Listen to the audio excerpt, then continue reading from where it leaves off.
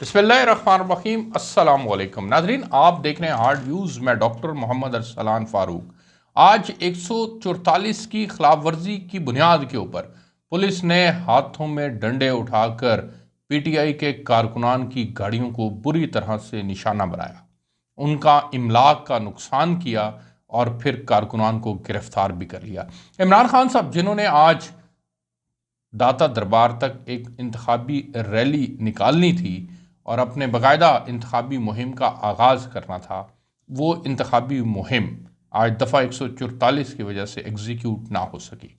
लेकिन दूसरी तरफ बदकिस्मती ये है कि अदलिया बचाओ मुहिम के साथ साथ अदलिया मुखालिफ मुहिम भी जारी है।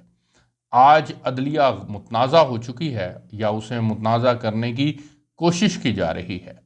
एक पॉलिटिकल पार्टी इस्टेब्लिशमेंट के ख़िलाफ़ खड़ी है और एक पॉलिटिकल पार्टी पाकिस्तान की अदलिया के ख़िलाफ़ खड़ी है।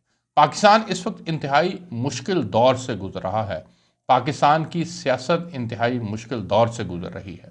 इमरान खान साहब को लगता है कि वो पॉपुलर है, इसलिए इंतखाबात हो जाने चाहिए। पीडीएम और दीगर इत्तेहादी जमातों को लगता है कि वो अनपॉपुलर हैं, इसलिए इंतखाबात नहीं होने चाहिए। ऐसे में अपने अपने मुतालबात किए जा रहे हैं। इमरान खान साहब जनरल बाजवा का कोर्ट मार्शल करने का मुतालबा कर रहे हैं और मरियम नवाज जनरल फैज़ हमीद की कोर्ट मार्शल की का मुतालबा कर रही हैं। साकिब निसार है कि वो कहते हैं कि जब वो फौत होंगे तो उसके बाद एक किताब आएगी और उसके अंदर वो उस वक्त के हकाइक को बयान करेंगे जो आज उनके लिए काला धब्बा बनकर उनके ज़मीर के ऊपर बोझ है और उनके ऊपर काला धब्बे की तरह से वो नुमाया है। जैसे पाकिस्तान के अंदर माजी में अदारे इस्तेमाल होते आए, पाकिस्तान की अदलिया हमेशा से डिक्टेटर्स के लिए इस्तेमाल होती आई, वैसे ही एक हाइब्रिड डेमोक्रेटिक सिस्टम के अंदर भी अदलिया मुखालिफिन के ख़िलाफ़ इस्तेमाल की गई। यानी कि हाइब्रिड डेमोक्रेटिक सिस्टम के जो बेनिफिशरी थे, उन्होंने उस सारे माहौल को से फ़ायदा उठाया, उन्होंने उस सारे माहौल के अंदर को सपोर्ट किया और जिनके ख़िलाफ़ वो बात की जा रही थी उसमें अदलिया ही को निशाना, अदलिया ही को बुनियाद बनाकर और अदलिया ही से काम लिया गया। ये पाकिस्तान की सियासी तारीख़ के बदतरीन दाग है जो कि अदलिया के चेहरे के ऊपर है। इस वक्त वही अदलिया है और उसी अदलिया के ख़िलाफ़ ये एक महाज गर्म है जो कि मौजूदा हुकूमत ने गर्म किया हुआ है। आज उनको इंतखाबात सूट नहीं करते तो उनको लगता है कि हमें इंतखाबात की तरफ किसी सूरत नहीं जाना चाहिए, लेकिन दूसरी तरफ एक जमात को लगता है कि इंतखाबात होने चाहिए, तो उसके लिए वो मुसलसल जद्दोजहद और कोशिश कर रहे हैं और अपने तमाम कार्ड्स धीरे धीरे शो कर रहे हैं। उनके पास एक आखिरी कार्ड बचा था कि वो असम्बलियों से मुस्ताफ़ी हो जाते या असम्बलियाँ तहलील कर देते, डिज़ोल्व कर देते, उन्होंने वो भी कर दी।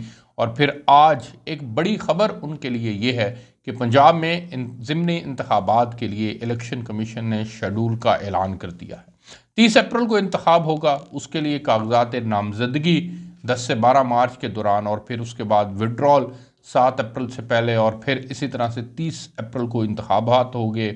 और उसके अलावा कुछ कौमी असम्बली की नशिस्तें हैं, उनका इंतखाब भी 30 अप्रैल को होगा। केपी के असम्बली ये डिसाइड नहीं कर सकी अपनी तारीख, उन्होंने नेक्स्ट वीक में इस्लामाबाद के अंदर इजलास रखा है, वो वहाँ पर इंतखाबात का के शेड्यूल का ऐलान करेंगे। लेकिन आज जो सूरत हाल रही जिसके अंदर मरियम नवाज साहिबा जनरल फैज़ हमीद के कोर्ट मार्शल का मुतालबा करती हुई हमें नज़र आई, ये सियासत के वो बदतरीन दौर है, वो बदतरीन दाग हैं, वो बदतरीन चेहरे हैं जिन्होंने बदकिस्मती के साथ माजी के अंदर जब वो ख़ुद बेनिफिशरी थे तो इसी सिस्टम से फ़ायदा उठाते रहे, आज वो बेनिफिशरी नहीं है तो इसी तरह से लोगों के ऊपर तनकीद करते आ रहे हैं। लेकिन ये एक तल्ख़ हकीकत है कि इन लोगों को जो कि अपनी सीटों के ऊपर फ़िरौन बनकर बैठते हैं और ये समझते हैं कि आज हमारा दौर है और आज हम जितनी फ़िरौनियत कर सकते हैं, जितना जुल्म ढा सकते हैं हम जुल्म ढा लें और हमने इस सीट के ऊपर हमेशा रहना है। लेकिन उनके लिए ये एक बहुत बड़ा मैसेज है कि देखें वो जनरल फैज़ हमीद वो भी चला गया, जनरल बाजवा भी चला गया, जनरल राहील शरीफ भी चले गए, जनरल मुशर्रफ तो दुनिया ही से चले गए, साकिब निसार भी चले गए, आसिफ सईद कोसा भी चले गए। सीटें किसी की हमेशा के लिए नहीं होती, लोग आते जाते रहते हैं। राना सनाउल्लाह जब ये कहते हैं कि वो इमरान खान को तिगनी का नाच नचवाएंगे, वो उनको गिरफ्तार करके मछ जेल में डालेंगे, तो राना सनाउल्लाह के अंदर से भी फिरौनियत बोलती है। राना सनाउल्लाह को भी ये सख्त अल्फाज इस्तेमाल नहीं करने चाहिए।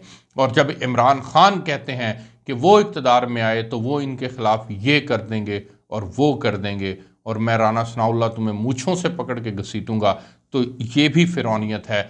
इस तरह के अल्फाज भी इस्तेमाल नहीं करने चाहिए। आज होना तो ये चाहिए था कि इंतखाबी शेड्यूल का ऐलान भी जिस तरह से कर दिया गया था, आज इमरान खान साहब अपना इंतखाबी मुहिम का भी आगाज़ कर रहे थे, तो उनको मोमेंटम बिल्ड करने के लिए करने दी जाती रैली, इससे क्या फ़र्क पड़ता है।